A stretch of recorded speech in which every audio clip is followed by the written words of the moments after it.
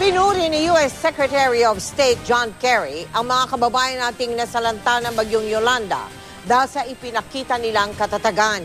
Ang kanyang pangako sa kanila, ang patuloy na pagdating ng tulong mula sa Amerika.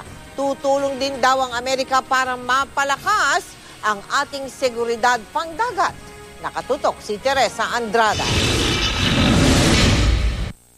Oktubre nitong taon ang kanselahin ni U.S. Secretary of State John Kerry ang pagbisita sa Pilipinas dahil sa paparating noon na bagyong Santi. Ngayon natuloy na siya sa kanyang pagbisita sa Pilipinas na mangha ang opisyal ng Amerika sa katatagan ng mga Pilipino na lagpasan ng kalamidad dulot naman ng super bagyong Yolanda.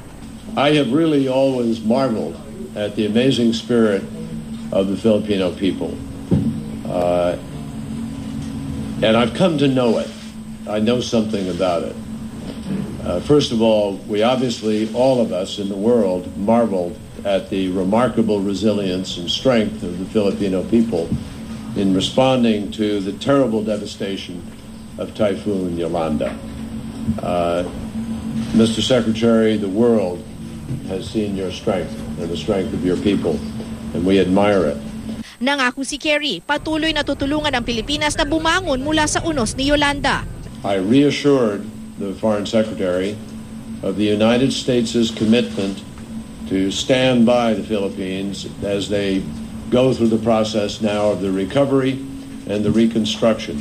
Nangako rin si Kerry na maglalaan ng $40 milyong para raw sa pagpapalakas ng maritime security and counter-terrorism ng Pilipinas. Hindi pa tapos ang negosasyon ng Pilipinas at Amerika para madagdagan ang puwersang Amerika sa Pilipinas. Gayunpaman, hindi pa rin nagbabago ang posisyon ng Amerika na suportahan ang Pilipinas na mapanatiling mapayapa ang West Philippine Sea.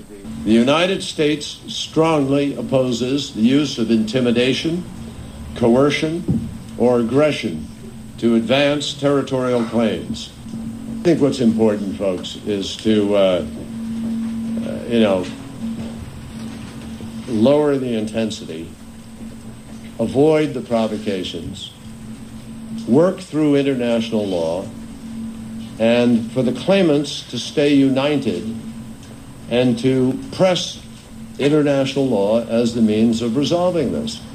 Kinontra rin ni Kerry ang China sa pagsulong ng Air Defense Identification Zone o ADIZ sa East China Sea. Sakop ng ADIZ ang Senkaku Islands na pinag-aagawan ng China at Japan. That the United States does not recognize that zone and does not accept it. The zone should not be implemented, and China should refrain from taking similar unilateral actions elsewhere in the region. We think that this is could lead to compromising freedom of flight in terms of civil aviation. It could also compromise, we believe, safety of and security of the affected nations. We have called on China to ensure that their actions do not jeopardize the regional security and stability. Ngayong gabi nakatakdang mag-courtesy call si Kerry kay Pangulong Noynoy Aquino sa Malacanang. Bukas naman ng umaga ay lilipad na ito patungong Tacloban para personal na makita ang ongoing relief effort sa mga apektadong residente doon. Teresa Andrada, Nakatutok, 24 Oras.